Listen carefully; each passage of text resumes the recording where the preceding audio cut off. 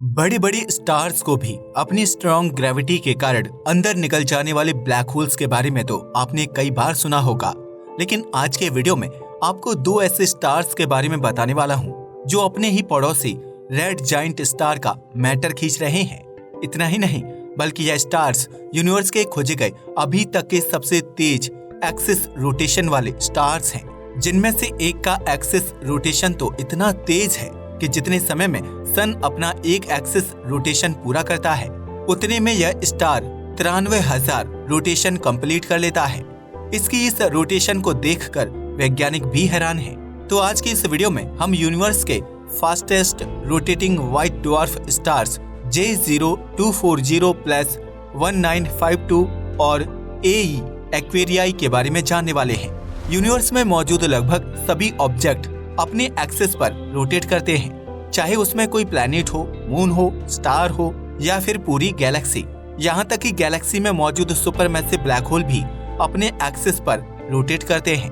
अब यह रोटेशन क्यों और किस तरह से शुरू हुआ, ये तो अभी एक मिस्ट्री है जिस पर वैज्ञानिकों ने अलग अलग थ्योरीज दी हैं, जिनमें से एक थ्योरी का कहना है कि यह सब बिग बैंग के बाद हुए किसी धमाके के चलते हुआ, जिसने यूनिवर्स में मौजूद सभी ऑब्जेक्ट्स को एक स्पिन रोटेशन दिया और तभी से सभी ऑब्जेक्ट लगातार रोटेट कर रहे हैं।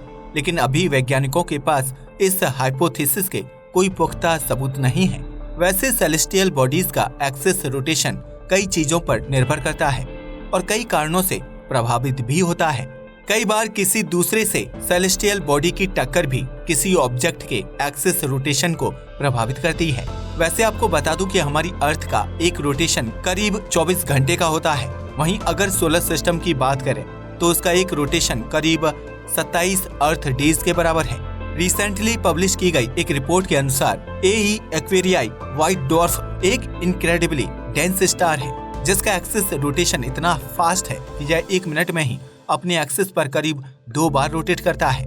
यानी अगर यह एक ग्रह होता तो यहाँ पर एक दिन केवल 30 सेकंड का होता। और यह सिर्फ इतनी तेज रोटेट ही नहीं कर रहा बल्कि लगातार अपनी मैटर को भी अंतरिक्ष में फेंक रहा है, बिल्कुल उसी तरह जैसे कोई तेज घूमता हुआ स्पार्कलिंग फव्वारा घूमते हुए पानी को बाहर की ओर फेंकता है। इसके इतनी तेज रोटेशन करने के पीछे की वजह जानने के लिए वैज्ञानिक लंबे समय से रिसर्च कर रहे हैं, जिसमें इस पर की गई ऑब्जर्वेशन से वैज्ञानिकों को पता चला कि इसके इतनी तेजी से रोटेट करने के पीछे 2 बड़ी वजह हैं, जिसमें पहली वजह इसका काफी ज्यादा डेंस होना है। लंबे समय से यूनिवर्स में यह देखा गया है कि ज्यादातर डेंस ऑब्जेक्ट काफी तेज रोटेट करते हैं। एग्जाम्पल के लिए न्यूट्रॉन स्टार, जो यूनिवर्स के सबसे डेंस ऑब्जेक्ट में से एक है, वो लगभग 1 सेकंड में 600 बार रोटेट कर सकते हैं। लेकिन एक्वेरियाई व्हाइट ड्वार्फ की इतनी तेजी से रोटेट करने की सबसे बड़ी वजह इसके पास के रेड जाइंट स्टार की स्ट्रॉन्ग ग्रेविटी इफेक्ट को माना जाता है। पर जब बात यूनिवर्स में खोजे गए सबसे तेज रोटेशन वाले स्टार्स की आती है तो उसके सामने सन और अर्थ के रोटेशन काफी धीमे मालूम होते हैं। इसके लिए वैज्ञानिकों ने लंबे समय तक यूनिवर्स में दूर से आती लाइट के वेरिएशंस को डिटेक्ट किया, जिससे इस स्टार की स्पिनिंग रोटेशन को काउंट किया गया, जिसके रिजल्ट चौंकाने वाले थे। AE एक्वेरियाई स्टार सिस्टम एक कैटाक्लिज्मिक वेरिएबल बाइनरी स्टार सिस्टम है जो अर्थ से 280 लाइट ईयर्स दूर एक्वेरियस कॉन्स्टेलेशन में मौजूद है। इस स्टार सिस्टम की खोज 1940 में ही हो गई थी, लेकिन इस पर डिटेल्ड स्टडी 1979 में की गई, जहां पर AE एक्वेरियाई स्टार के एक्सिस रोटेशंस को काफी प्रिसाइजली मेजर किया गया, जिसमें वैज्ञानिकों को पता चला कि यह एक रोटेशन करीब 33.08 सेकंड्स में ही कंप्लीट कर लेता है। लेकिन 2021 में पब्लिश हुई एक नई रिसेंट स्टडी में सामने आया कि AE एक्वेरियाई स्टार सिस्टम में मौजूद एक दूसरा white dwarf star AE Aquarii star से भी तेज रोटेट करता है। इसका नाम J0240+1952 रखा गया।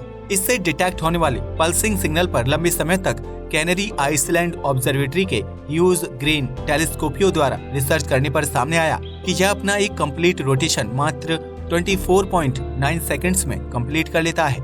यानी जितने समय में सन एक रोटेशन पूरा करता है उतने में J0240+1952 93,000 बार रोटेट हो जाता है। इस तरह के तेज रोटेशन को देखते हुए वैज्ञानिकों ने इसे अभी तक का खोजा गया यूनिवर्स का सबसे तेज रोटेट करने वाला स्टार माना है। 2020 तक AE एक्वेरियाई स्टार के पास ये खिताब था। लेकिन J0240 प्लस 1952 से मिले डेटा पर रिसर्च के बाद इसे यूनिवर्स का खोजा गया सबसे तेज स्पिनिंग स्टार मान लिया गया। वैसे इस स्टार की सन से तुलना करना सही नहीं होगा, क्योंकि यह सन की तरह कोई मेन सीक्वेंस स्टार नहीं है, बल्कि आज के समय यह तारा एक डेड व्हाइट डॉर्फ स्टार बन चुका है और सही मायने में अब इसका केवल डेंस कोर बचा है, जिसमें कार्बन, आयरन, निकल जैसे दूसरे हैवी एलिमेंट्स ही मौजूद हैं, जिन्हें फ्यूज कर पाना काफी ज्यादा मुश्किल है। इसलिए अब इसमें फ्यूजन रिएक्शन लगभग समाप्त हो चुकी है, क्योंकि यह कई मिलियन साल पहले ही अपना सारा हाइड्रोजन फ्यूल खत्म कर चुका है। इसका साइज लगभग अर्थ के जितना है, लेकिन इसका मास सन का करीब 50% है, जिसके कारण यह काफी ज्यादा डेंस हो जाता है। अगर इसकी डेंसिटी की बात करें तो यह अर्थ से करीब 200 गुना ज्यादा डेंस ऑब्जेक्ट है, जिसके कारण इसकी ग्रेविटी भी काफी ज्यादा स्ट्रॉन्ग है। इतना ज्यादा डेंसली पैक्ड होने के कारण इसका मैग्नेटिक फील्ड भी काफी ज्यादा ताकतवर है।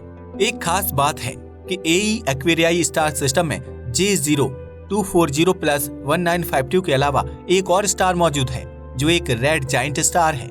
ये दोनों ही व्हाइट डॉर्फ इस रेड जाइंट को ऑर्बिट कर रहे हैं। यह पूरा स्टार सिस्टम हमारे पड़ोसी स्टार सिस्टम अल्फा सेंटोरी से काफी ज्यादा मेल खाता है। लेकिन जब आप AE एक्वेरियाई स्टार सिस्टम को पिक्चर्स में देखेंगे तो आपको ऐसा लगेगा मानो किसी बड़े से जाइंट स्टार के पास दो छोटे ब्लैक होल उसे ऑर्बिट कर रहे हैं, क्योंकि यह दोनों हाईली डेंस व्हाइट डॉर्फ लगातार अपनी स्ट्रॉन्ग ग्रेविटी के कारण अपने करीबी रेड जाइंट स्टार से लगातार मैटर को अपनी ओर खींच रहे हैं, जिसके कारण इनके चारों ओर मैटर की एक बड़ी सी अक्रीशन डिस्क बन चुकी है। इन स्टार्स की स्ट्रॉन्ग ग्रेविटी के कारण जिस तरह ये अपने पड़ोसी स्टार का मैटर अपने अंदर खींच रहे हैं, उसे देखते हुए यूनिवर्स के दानव ब्लैक होल्स की याद आ जाती है। और ये सिर्फ अपने पड़ोसी स्टार का मैटर खींच ही नहीं रहे, बल्कि उसके प्रयोग से चमक भी रहे हैं, बिल्कुल उसी तरह जैसे किसी ब्लैक होल के चारों ओर एक इवेंट हॉराइजन की अक्रीशन डिस्क फॉर्म हो जाती है। इसके अलावा जितना भी मैटर ये व्हाइट डॉर्फ अपने पास खींच रहे हैं, उसमें से कुछ मैटर इनकी सरफेस तक भी पहुंचता है, जहां पर इनकी स्ट्रॉन्ग ग्रेविटी और प्रेशर के कारण उस मैटर में मौजूद हाइड्रोजन और हीलियम के एटम्स में फ्यूजन रिएक्शन भी होती है, जिससे इनकी सरफेस पर कई छोटे छोटे एक्सप्लोजन भी होते हैं। यह किसी स्टार के कोर में होने वाली फ्यूजन रिएक्शन की तरह तो नहीं है, क्योंकि यह फ्यूजन रिएक्शन इसकी सरफेस के ऊपरी हिस्से में होती है, पर इसके बावजूद भी इस रिएक्शन के चलते ये दोनों काफी ज्यादा लाइट जनरेट करते हैं, जिसके कारण इसे टेलीस्कोप से देखना काफी आसान हो जाता है। इस तरह की फ्यूजन रिएक्शन से पैदा होने वाली लाइट को वैज्ञानिक नोवा कहते हैं, पर क्योंकि AE एक्वेरियाई और J0240 प्लस 1952 स्टार पर इस तरह की फ्यूजन रिएक्शन एक्सप्लोजन लगातार हो रहे हैं, तो इसकी इस चमक को देखते हुए वैज्ञानिकों ने इसे एक और नाम कैटाक्लिज्मिक वेरिएबल्स दिया है। यह स्टार्स यूनिवर्स के खोजे गए अभी तक के सबसे तेज एक्सिस रोटेशन वाले स्टार्स हैं। वैसे आपको यहाँ पर यह भी बता दूं कि जिस तरह ये अपने एक्सिस पर काफी तेजी से रोटेट कर रहे हैं, उस हिसाब से इनकी सारी लेयर्स एक स्पीड में रोटेट नहीं करती, बल्कि लगभग इनकी हर एक लेयर की रफ्तार कुछ सेकंड कम या ज्यादा हो सकती है, क्योंकि वह सॉलिडिफाई नहीं होती। यह दोनों स्टार अपने प्राइमरी रेड जाइंट स्टार के काफी ज्यादा करीब हैं। इसके अलावा क्योंकि ये अपने एक्सिस पर काफी तेजी से रोटेट कर रहे हैं, इसलिए इसकी स्ट्रॉन्ग ग्रेविटी से इनके पास मौजूद रेड जाइंट स्टार से खींचा जाने वाला मटेरियल का काफी ज्यादा भाग अंतरिक्ष में भी लीक होता रहता है। इस फिनोमेना को मैग्नेटिक प्रोपेलर कहते हैं। यह इवेंट इतना ज्यादा रेयर है कि अभी तक वैज्ञानिकों ने AE एक्वेरियाई स्टार सिस्टम के अलावा ऐसा कहीं भी होते हुए नहीं देखा है। वैसे ये तो बात थी यूनिवर्स में सबसे तेज रोटेशन वाले व्हाइट डॉर्फ स्टार की, पर क्या आप जानते हैं कि यूनिवर्स के सबसे तेज रोटेशन वाले न्यूट्रॉन स्टार का नाम क्या है? तो PSR J1748-2446 AD नाम का पल्सर यानी न्यूट्रॉन स्टार अभी तक का खोजा गया सबसे तेज रोटेशन वाला न्यूट्रॉन स्टार है, जो केवल एक सेकंड में 716 बार रोटेट करता है। इसकी इतनी तेज रोटेशन स्पीड को देखते हुए मुझे तो चक्कर आ रहे हैं। आप मुझे कमेंट सेक्शन में बताइएगा कि आपका इसके बारे में क्या सोचना है। वैसे इस पल्सर की डिस्कवरी मैकगिल यूनिवर्सिटी के प्रोफेसर जेसन WT हेसल्स द्वारा 8 जनवरी 2005 में की गई। ये पल्सर अर्थ से अप्रोक्सीमेटली 18,000 लाइट ईयर्स दूर मौजूद है। आखिर वैज्ञानिक AE एक्वेरियाई स्टार सिस्टम में इतना ज्यादा इंटरेस्टेड क्यों है?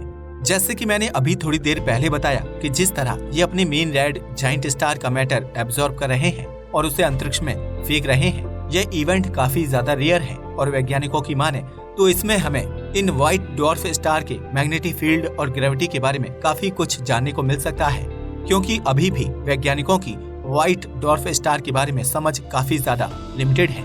इसका एक कारण ये भी है कि अभी हम व्हाइट डॉर्फ स्टार्स पर ज्यादा रिसर्च नहीं कर पाए हैं, क्योंकि हमारे आसपास मौजूद व्हाइट डॉर्फ स्टार पृथ्वी से काफी ज्यादा दूर मौजूद है। वैसे आपको बता दूं कि आज से करीब 6 बिलियन साल बाद सन भी एक व्हाइट डॉर्फ स्टार में बदल जाएगा। इसमें सबसे पहले सन एक रेड जाइंट में बदलेगा, जिसकी शुरुआत आज से 5 बिलियन साल बाद होगी। रेड जाइंट स्टार के समय सन का आकार आज से कई गुना बड़ा होगा, जिसके बाद आज जो भी प्लैनेट्स इसको ऑर्बिट कर रहे हैं वह इसके अंदर समा जाएंगे, जिसमें पृथ्वी भी शामिल होगी।